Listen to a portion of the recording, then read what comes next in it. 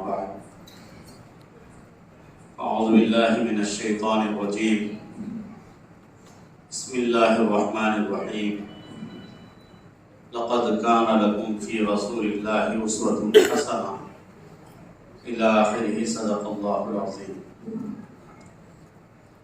معزز و محترم حضرات علماء کرام، حفاظ کرام، ائمہ کرام اور اس مجلس میں بیٹھے ہوئے تمام ہی معززین اور نوجوانوں اور عزیز بچوں اور پردہ نشین خواتین، ہماری مائیں بہنیں جو اس پروگرام کو سن رہی ہیں، یہ اللہ تعالیٰ کا بڑا کرم، بڑا فضل، بڑا احسان ہے کہ آج ہم کو ایک بہت ہی اہم نسبت کے عنوان سے ایک ساتھ جڑ کر بیٹھنے کا اللہ نے موقع نصیب فرمایا۔ سیرت کے عنوان پر جمع ہونا، نبی کریم صلی اللہ علیہ وسلم کی محبت میں ایک ساتھ مل بیٹھنا، آپ کا تذکرہ ہونا اور آپ کے تذکرے کو سننا، یہ ساری چیزیں ہمیں ثواب کا ذریعہ بنتی ہیں اور ہمارے نیکیوں کے اضافے کا ایک سبب بنتی ہے۔ آج ہمارے اس پروگرام میں جو جمعیت علماء تعلقہ احمد پور کی نگرانی میں، ان کے اہتمام میں یہ پروگرام لیا گیا ہے، یہ ہمارے لیے بڑی خوشی کی بات ہے۔ جمعیت علماء ہند جو ہے پورے ملک میں اصلاح معاشرہ اور سیرت النبی صلی اللہ علیہ وسلم کے عنوان سے عشرہ مناتی ہے۔ ملک کے تمام حصوں میں الحمدللہ یہ پروگرام چل رہے ہیں۔ عزیز دوستو، اس بابرکت اور مقدس پروگرام میں شہر ناندیڑ سے ہماری دو عظیم شخصیات تشریف لائی ہیں۔ اللہ تعالیٰ نے ان دونوں حضرات کو بے پناہ صلاحیتوں سے نوازا ہے۔ حضرت مولانا مفتی خالد شاکر صاحب قاسمی دامت برکاتہم، امام و خطیب مسجد خواجگان نظام کالونی ناندیڑ، ایک معناش شخصیت ہے۔ اللہ تعالیٰ نے بے پناہ صلاحیتوں سے ان کو نوازا ہے۔ ہم سے ایک ان کا بہت ہی محبت والا تعلق ہے اور حضرت سے ہم نے فون پر بات کی، میں مل کر بات کرنا چاہ رہا تھا لیکن فون پر بات ہوئی، اور ہمیشہ جب بھی ایسا کوئی مسئلہ ہوتا ہے تو مفتی صاحب بالکل ہمارے ساتھ کھڑے ہوتے ہیں۔ ناندیڑ میں بہت بڑی خدمات ہیں ان کی، وہ یہاں پر تشریف فرما ہیں، ان کا بیان ہوگا۔ اسی کے ساتھ ساتھ حضرت مولانا مفتی محمد ایوب صاحب قاسمی، امام و خطیب مسجد وزیر آباد اور قاضی شریعت ناندیڑ۔ الحمدللہ یہ بڑی شخصیات ہمارے درمیان میں ہیں۔ مفتی محمد ایوب صاحب بھی اللہ تعالیٰ نے انہیں بھی بے پناہ صلاحیتوں سے نوازا اور اللہ تعالیٰ ان سے بہت بڑے بڑے کام لے رہے ہیں۔ مفتی صاحب سے بھی میں نے فون پر ہی کہا تو انہوں نے بھی ہماری دعوت کو قبول کیا اور آج ہمارے درمیان میں یہ تشریف فرما ہے۔ اس لیے میں سبھی احباب سے خاص طور سے گزارش کرتا ہوں کہ بڑے ہی اطمینان سے بیٹھیں اور سکون سے باتیں سنیں، اور جو حضرات باہر کھڑے ہوئے ہیں، جو انتظامی لائن سے بھی کھڑے ہوں، تو ان سے گزارش ہے کہ ہمارے درمیان سے کوئی ایک ذمہ دار صاحب اٹھیں اور ان کو محبت اور پیار سے مسجد میں لانے کی دعوت دیں۔ باہر نہ ٹھہریں، اتنی عظیم شخصیات ہمارے درمیان میں تشریف فرما ہیں اور ہم باہر بیٹھیں گے تو یہ بہت ہی غلط بات ہوگی، یہ مناسب بات نہیں ہے۔ بہت مختصر میں آپ کے درمیان میں رہوں گا. اس کے بعد جو ہے ان حضرات کے انشاءاللہ بیانات ہوں گے اور ان بیانات سے ہم سب مستفید ہوں گے. آپ اطمینان سے بیٹھیے. دیکھیے میں نے قرآن پاک کی ایک آیت شریفہ تلاوت کی. لقد کان لکم فی رسول اللہ اسوۃ حسنہ. اللہ تعالیٰ فرماتے ہیں کہ نبی کریم صلی اللہ علیہ وسلم کی زندگی ہمارے لیے ایک اسوہ حسنہ ہے. بہترین نمونہ جو ہے وہ نبی پاک صلی اللہ علیہ وسلم کی زندگی ہے. آج ہم اپنی جو زندگی گزار رہے ہیں تو لوگ بہت پریشان رہتے ہیں کہ زندگی کیسے گزارنا چاہیے, ہمارا کیا ہوگا, بچوں کا کیا ہوگا, ہم کیسے زندگی گزاریں, کچھ سمجھ میں نہیں آ رہا. یہ بہت ہی نادانی والی بات. اللہ تعالیٰ نے فرما دیا کہ نبی کریم صلی اللہ علیہ وسلم کی زندگی ہمارے لیے بہترین نمونہ یعنی بہترین آئیڈیل ہے. آپ جب ایک بہترین نمونہ ہمارے سامنے موجود ہے اور پھر ہم زندگی میں پریشان رہیں کہ زندگی کیسے گزاریں, آپ کے طریقے کو ہم اپنی زندگی کے اندر لے آئیں, آپ کی زندگی کامیاب. نبی کریم صلی اللہ علیہ وسلم کے طریقوں کو چھوڑ کر زندگی گزاریں, ہم ناکام. بہت آسان بات ہے سمجھنے کے لیے. اللہ رسول کے احکامات پر عمل ہوگا, وہ ہمارے زندگی میں رہیں گے تو ہماری زندگی کامیاب زندگی کہلائے گی. اللہ رسول کے احکامات کے خلاف ہماری زندگی گزرے گی تو یہ زندگی ہماری ناکام زندگی کہلائی جائے گی. اب زندگی میں جو کام ہوتے ہیں سب سے اہم چیز ہے کھانا پینا, کمانا, اولاد کی تربیت, روزگار, پڑوسیوں کے ساتھ اچھا رہنا, معاملات میں اچھا رہنا, معاشرت میں اچھا رہنا. اور ان تمام چیزوں میں آپ کو اچھا رہنے کے لیے کسی تکلیف کی ضرورت نہیں, کسی بہت بڑی پریشانی کی اور کچھ بڑے ساز و سامان کی ضرورت نہیں ہے. مثال کے طور پر اگر آپ جھوٹ بولنے سے بچنا چاہتے ہیں تو آپ کو جھوٹ سے بچنے کے لیے کوئی بڑے کام کرنے کی ضرورت نہیں. اس کے لیے نہ کوئی فائل بنانے کی ضرورت ہے, نہ اس کے لیے جو ہے کوئی پیسے خرچ کرنے کی ضرورت ہے. آپ طے کر لیں کہ مجھے جھوٹ نہیں بولنا. یہ آپ کے بس کی بات ہے یا آپ کے اختیار کی بات ہے. بہت آسان چیز ہے کہ وہ طے کر لے کہ مجھے جھوٹ نہیں بولنا, مجھے بے ایمانی نہیں کرنا ہے. آپ طے کر لیں تو آپ کی زندگی جھوٹ سے بچ جائے گی, بے ایمانی سے بچ جائے گی. ہر ایک کے ساتھ مجھے اخلاق سے پیش آنا ہے. ہر ایک کے ساتھ آپ کو اخلاق سے پیش آنے کے لیے بہت بڑے خرچ کی ضرورت ہے, بلکہ کسی خرچ کی ضرورت ہی نہیں. آپ خود طے کریں کہ میں ہر ایک کے ساتھ اچھے اخلاق سے پیش آؤں. اچھے اخلاق کسے کہتے ہیں؟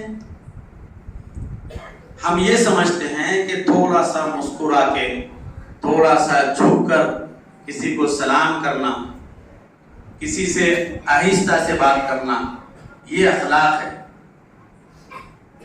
بے شک اخلاق کا ایک حصہ ہو سکتے ہیں یہ, لیکن اخلاق یہ ہے کہ ہماری ذات سے کسی کو بھی کوئی تکلیف نہ پہنچے, نہ ہماری زبان سے, نہ ہماری بات چیت سے, اور نہ ہی ہمارے کسی عمل سے کسی کو تکلیف نہیں پہنچنا چاہیے. اب ہمیں اپنے بچوں کی تربیت کرنا ہے, ان کی پرورش کرنا ہے. زندگی ہے تو کھانا پینا بھی ہے. اب اس میں سب سے اہم ایک چیز ہے جو حلال اور حرام کی طرف آپ کو لے جاتی ہے. حلال ہماری زندگی میں رہے گا تو ہم کامیاب زندگی ہماری کہلائی جائے. حرام اگر ہماری زندگی کے اندر آیا تو ناکام زندگی ہماری کہلائی جائے. اب ہم کتنے ایسے لوگ ہیں کہ جو پیسہ کمانے میں، کاروبار میں، تجارت میں، لین دین میں،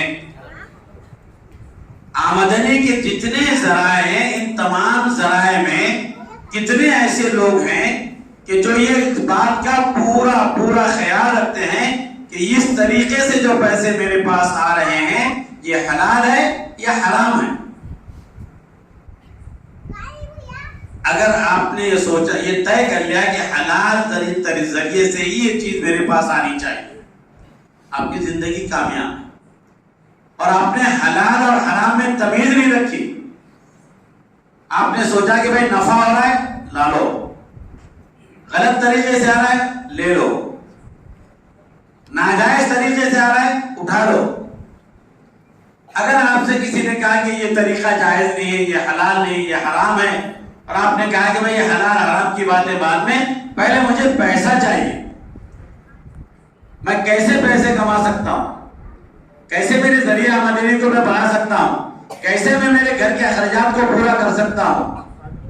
حلال حرام یہ بات کی چیزیں ہیں. اگر ایسا سوچتے ہیں ہم تو یہ ہماری ناکام زندگی. اور اگر ہم نے یہ سوچا کہ بھائی میری اولاد کی تربیت کرنا ہے، ان کی پرورش کرنا ہے، اور ان تمام کو بالکل حلال روزی کے ذریعے سے ان کی پرورش کرنا ہے، ایک لقمہ بھی حرام کا اپنی اولاد کو میں نہیں کھلاؤں گا، یہ اگر آپ نے طے کر لیا تو یہ ہماری زندگی کامیاب زندگی. لقد کان لکم فی رسول اللہ اسوۃ حسنہ، کہ نبی کریم صلی اللہ علیہ وسلم کی زندگی ہمارے لیے بہترین نمونہ ہے. جب ہجرت کر کے صحابہ کرام مدینہ منورہ پہنچے تھے تو کیا تھا ان کے پاس؟ گھر بار چھوڑ کے آ گئے تھے، کھیتی باڑی چھوڑ کے آ گئے تھے، جمع پونجی چھوٹی موٹی جو تھی وہ سب چھوڑ کے آ گئے تھے. مدینے میں تو بے سرو سامانی کے عالم میں آئے تھے. انصار صحابہ کی زندگیوں کو اٹھا کے دیکھیے، آپ تاریخ پڑھیے. ان بے سرو سامانی کے عالم میں آنے والے صحابہ کرام نے نبی کریم صلی اللہ علیہ وسلم سے کہا کہ بھائی اب ہم کیا کریں؟ تو آپ نے ان کو حلال راستے بتائے، محنت والے راستے بتائے، کام کرنے والے راستے بتائے. ان صحابہ کرام رضوان اللہ تعالی علیہم اجمعین نے کام کیا، محنت کی، حلال راستے سے گئے، اور اللہ تعالیٰ نے ان کو کامیاب کیا. بڑے بڑے انصار صحابہ، انہوں نے بڑی جائیدادوں کو اللہ کے راستے میں وقف کیا. جبکہ وہ مدینے میں گئے تھے ہجرت کر کے تو بے سر و سامانے کے عالم میں تھے، کچھ نہیں تھا ان کے پاس، تو انہوں نے کمانے کا ذریعہ حلال کمایا، حلال بنایا. تو یہ سیرت کے موقع پر ہم یہ طے کریں کہ ہم جھوٹ نہیں بولیں گے، بےمانی نہیں کریں گے، کسی کو دھوکہ نہیں دیں گے، اور کمانے میں حلال اور حرام کی ہم تمیز کریں گے نا سبھی بھائی. اب اتنے ناسمجھ بھی نہیں ہیں لوگ کہ ان کو ایک ایک چیز سمجھانی پڑے کہ حلال کیسے، حرام کیسے. لیکن پھر بھی اگر ہم کو لگتا ہے کہ بھائی یہ حلال یا حرام کی تمیز نہیں ہو پا رہی تو علماء کرام کے پاس جائیے، مفتیان کرام کے پاس جائیے، وہ آپ کو بتائیں گے کہ بھائی یہ کرنا چاہیے، یہ نہیں کرنا چاہیے. اور اس معاملے میں ہماری مائیں بہنیں بھی سن رہی ہیں. احمد پور میرے لیے کوئی نیا شہر نہیں ہے، میرے زندگی کا ایک بہت اہم حصہ میں نے اسی شہر کے اندر گزارا. اس شہر کے علاوہ بہت سے مقامات پر ہماری مائیں بہنیں، خاص طور سے میں ان کو عنوان بنا رہا ہوں، کچھ روزی کے لیے، کچھ کمانے کے لیے کچھ اسکیمیں لائی جا رہی ہیں،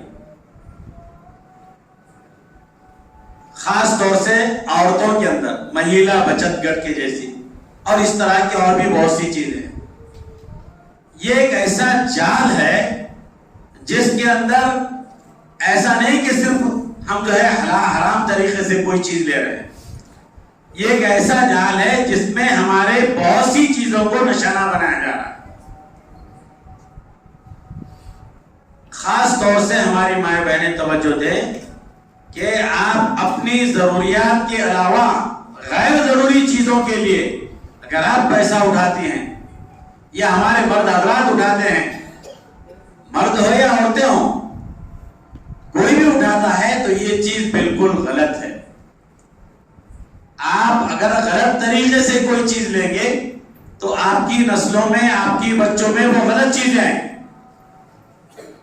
اور اس کے بہت بڑے بڑے نقصانات، بے حیائی کے دروازوں کا کھلنا، بے پردگی کا ہونا، بے حجاب کہیں پر بھی آنا جانا، اور پھر پیسے اٹھانے کے بعد اگر جمع نہ کیے جائے تو کن کن مسائل سے گزرنا پڑتا ہے.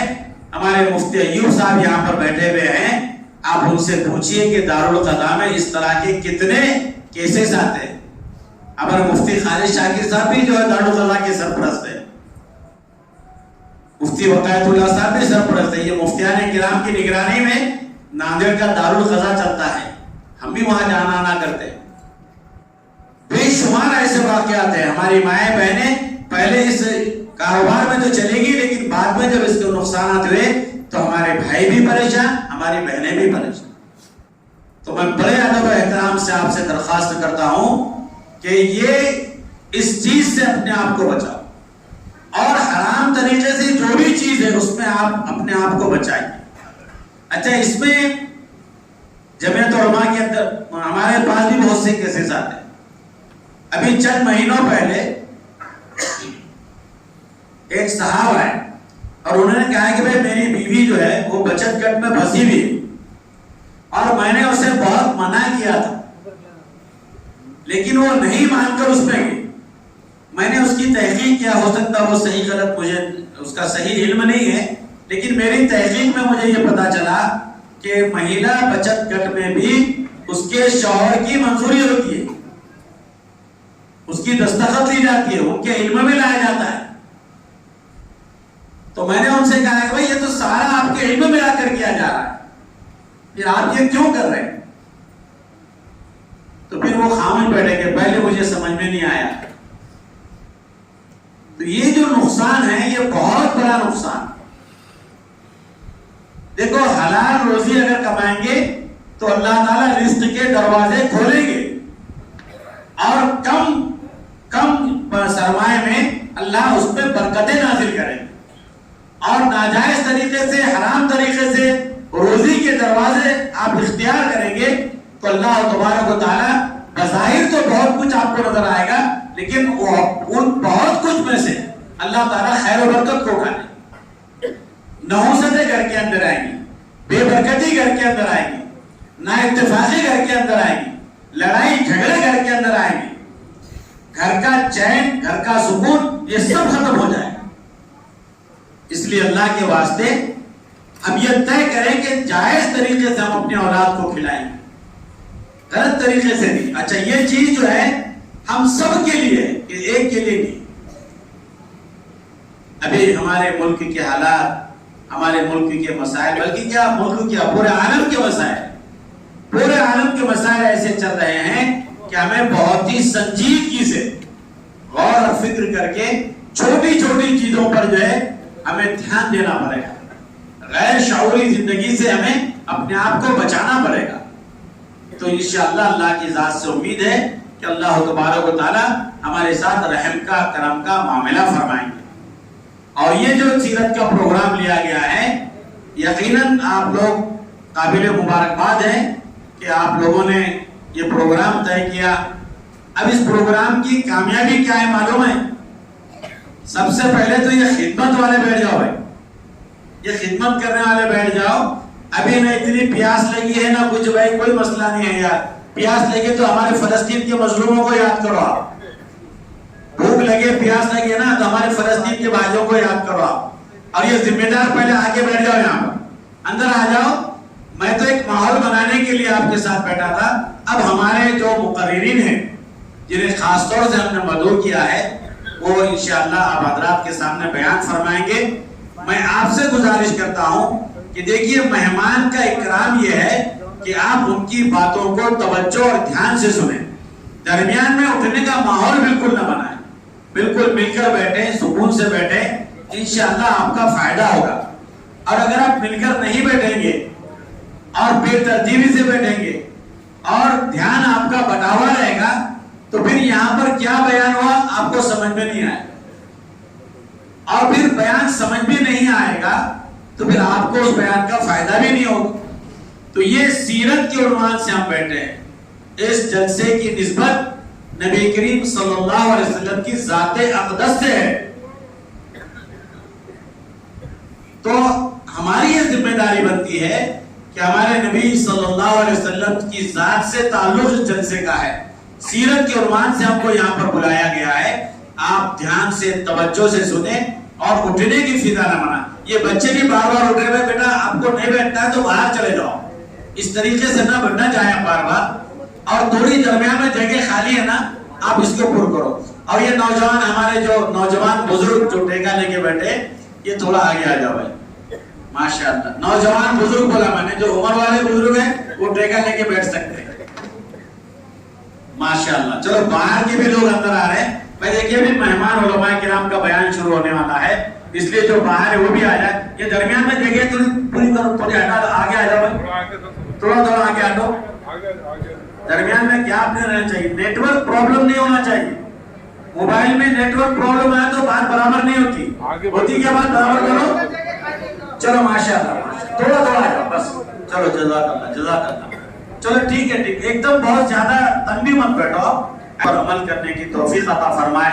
اور دیکھیے جہاں جہاں پر جب جب ایسے پروگرام ہوں تو خاص طور سے وقت نکال کر اس پروگرام کے اندر آپ جائیے اور وہاں کے بیانات مکمل سنیے آپ، اور مکمل بیانات سن کر جو ہے آپ جائیں گے اور پھر اپنے گھروں میں جا کر ہماری ماں و بہنوں کو بھی جا کر آپ بتائیے تو انشاءاللہ اس کا فائدہ ہوگا۔ اللہ تعالیٰ آپ سب کو عمل کی توفیق عطا فرمائے، آمین۔ وآخر دعوانا ان الحمدللہ رب العالمین۔